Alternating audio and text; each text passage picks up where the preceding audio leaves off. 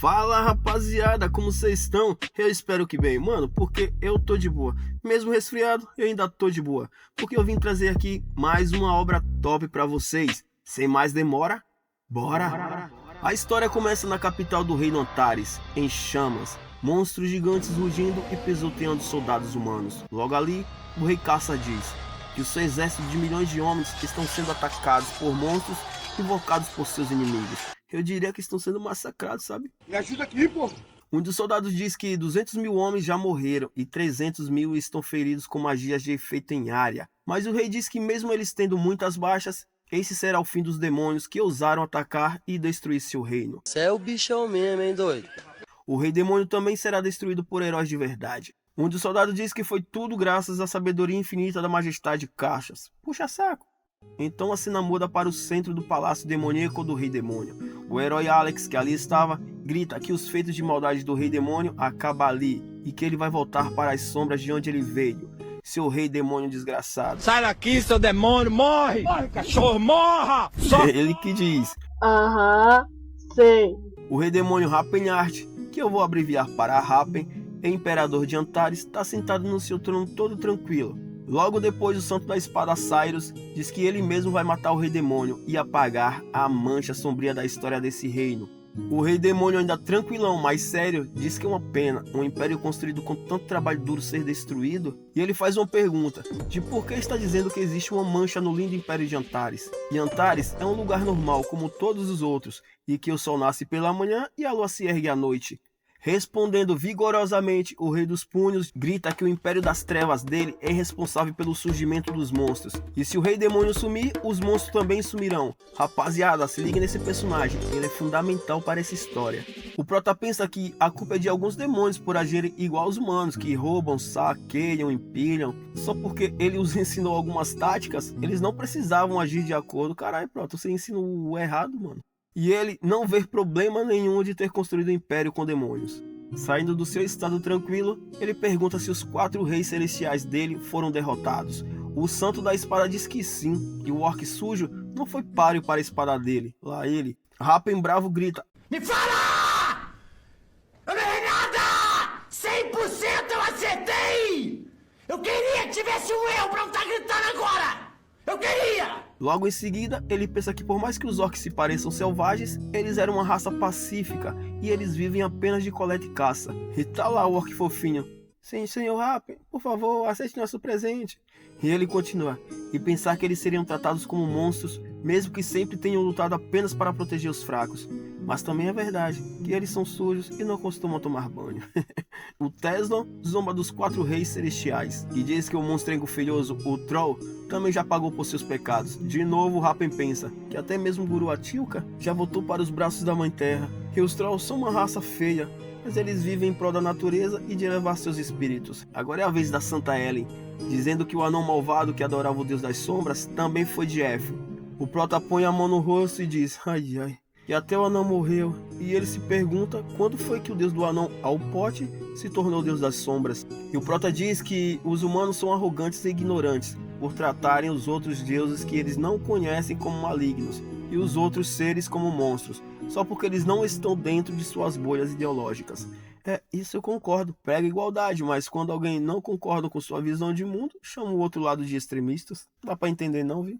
O Mago da Luz Jade diz que a Elfa das Trevas corrompida também foi mandada para o submundo. O prota já pistola da vida grita: até a Círis? Vocês só podem estar querendo morrer mesmo. O bombado grita que finalmente o rei demônio está revelando suas garras. E o bombado continua provocando, dizendo que o Elfos das Trevas Errou! Mentira! são criaturas que foram corrompidas e transformadas pelas trevas, e eles não podem ter pena deles. Rapaziada, se liguem porque os heróis estão atacando os cidadãos de Antares. O prota muito pistola diz: Elfos das Trevas? Eles só ficaram com a pele escura. Isso porque os humanos destruíram as florestas deles, e eles foram forçados a viver sob o sol escaldante. Se ligaram, rapaziada? E o prota continua: vocês consideram que os elfos superiores eram elfos das trevas só porque eles estavam com a pele escura? Mas os heróis não estão nem aí para o que o prota disse. O herói Alex grita que com a espada dele irá vingar todos aqueles que foram mortos. Porém, o prota puto diz: É mesmo? E quem vingará os espíritos dos meus companheiros? O herói cego de burro tá nem aí, grita que o Prota é uma aberração. E sem o seu poder maligno, as criaturas que eles mataram nunca teriam sido corrompidas e poderiam viver uma vida normal. Mano, confesso que eu queria meter a mão na cara desses heróis, cara. Quem matou? Foi um de vocês. Ele matou. Um de vocês o caralho. Um de vocês é o caralho. Quem matou esse cara aqui foi você. O Prota diz que é inútil tentar conversar agora, e que eles já os veem como raças malignas que ousaram se livrar das amarras da escravidão. E o Prota diz que os ditos heróis são os verdadeiros vilões que devem ser mortos. E sendo assim, ele se tornará o rei demônio que eles tanto querem que ele seja, e libera sua poderosa magia que faz todos os heróis voarem e rolar igual peão. Com lágrimas escorrendo pelo seu rosto e conjurando vários feitiços, ele diz que seu nome é Rapenhart e ele era só um arquimago comum. Ele fala que os humanos não enxergam as outras raças como iguais, da mesma inteligência que eles. Elfos viram serviçais lindos e com grandes expectativas de vida. Anões são bons escavadores e habilidosos com as mãos. Orcs são fortes e Trolls servem como ingredientes para criar poções de cura. Escravos que foram privados do orgulho e liberdade. Então, mostra o flashback do Prota quando ele começou a se interessar por conhecer as culturas deles. E ele ficou muito chocado com o que aprendeu sobre eles. O Prota, mesmo sendo humano, se esforçou e foi capaz de fundir a magia elemental dos elfos com a feitiçaria dos Trolls.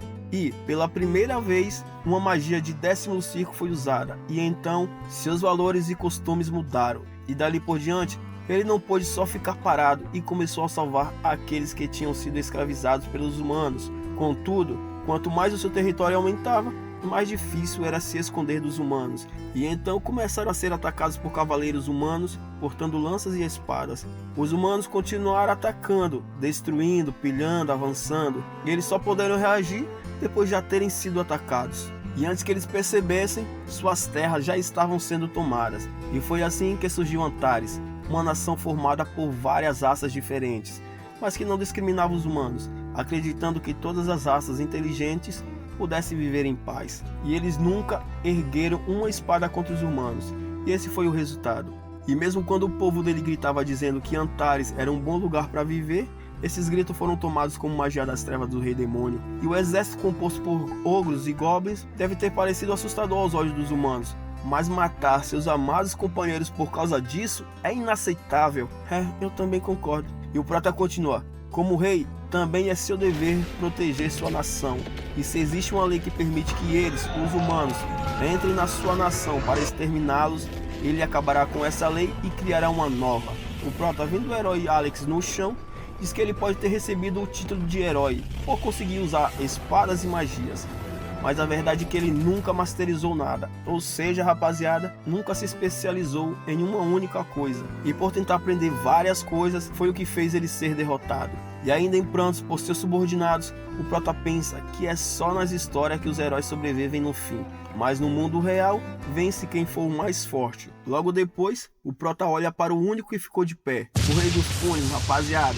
Porque eu falei que ia ter um papel importante na obra. O Prota olha para ele e pensando ele diz que Tesla foi o único que elevou sua resistência e força ao máximo.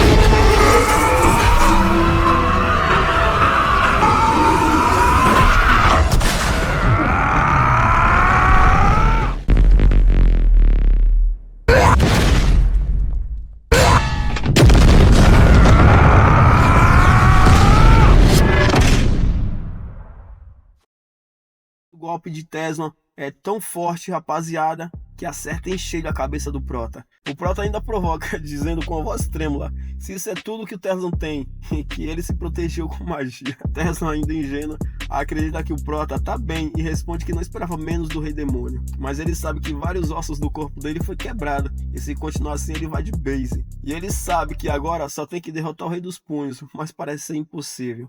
Ainda em sua direção, tá fudido, meu parceiro. Não brincou com a pessoa errada. O Prota esperto, vendo que não vai conseguir vencer, admite a sua derrota e fala a Tesla. Pai, para! Porém, Teso, ainda burro e não quer ouvir o que o Prota diz, fala que depois de mandar o Prota de base, os orcs, elfos e os outros voltarão ao estado normal depois que saírem da influência do poder maligno do Prota. O Prota, depois que ouve isso, fica puto.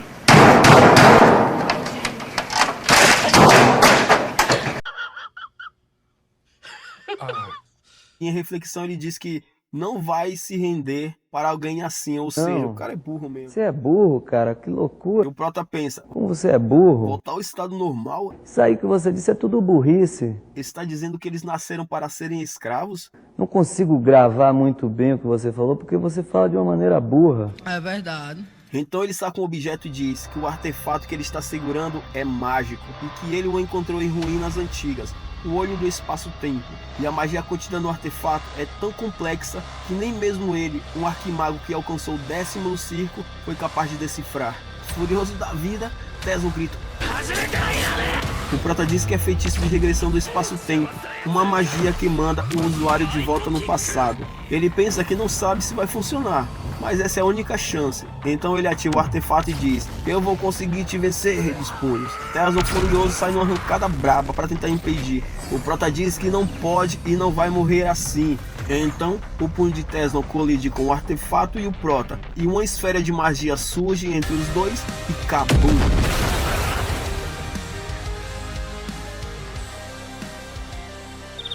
Depois, a cena muda para uma cabana, uma floresta qualquer. Dentro da cabana, uma voz diz: aquilo funcionou? O meu feitiço de regressão do espaço-tempo que nunca consegui decifrar deu certo? E se pergunta se ele está vivo. Abrindo os olhos, ele pensa: meu Deus. Quando ele se levanta, olha o abdômen do guri, rapá. Ele diz que mesmo sendo um gênio, não esperava que a magia fosse funcionar tão bem. Então ele se pergunta onde é que ele está. Ele sente que voltou no tempo, porém não reconhece o lugar. Ele levanta e se pergunta quantos anos que ele tem agora. E olha lá, a mente do Prota no corpo do Tesla, rapaziada. Eu disse que esse cara ia ser importante. A única parte ruim é que acabou. Para mais continuação, já sabem, né? É só pedir nos comentários e dar o like. Sem mais, fui!